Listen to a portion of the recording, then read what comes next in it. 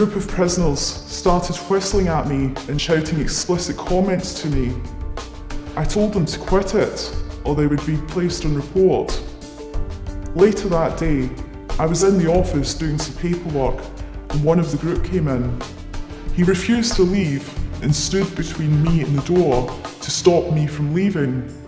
He told me that next time I was on the hall, he and the other prisoners were going to attack and sexually assault me, and then he left. Fortunately, the prisoner got into a fight with another prisoner and he was transferred elsewhere, but if it wasn't for that, I don't know what would have happened to me. I'm scared to go to work now, and I don't believe that anyone was prioritising my safety.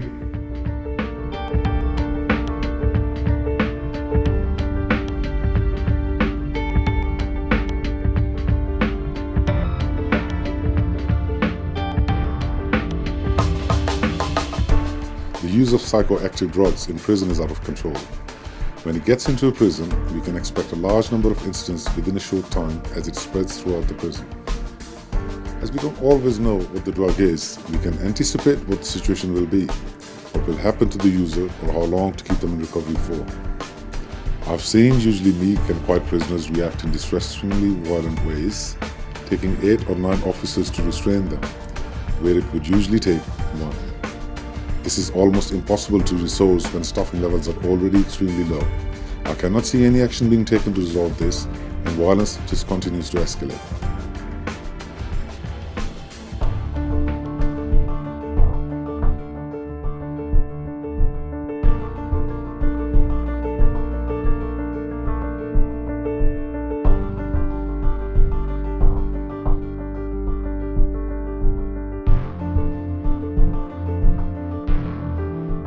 There has been an increase in lone working in recent years. Staff are expected to work alone on one wing, watching over 60 prisoners. Prisoners know when we are short-staffed and take opportunities to attempt suicide and self-harm.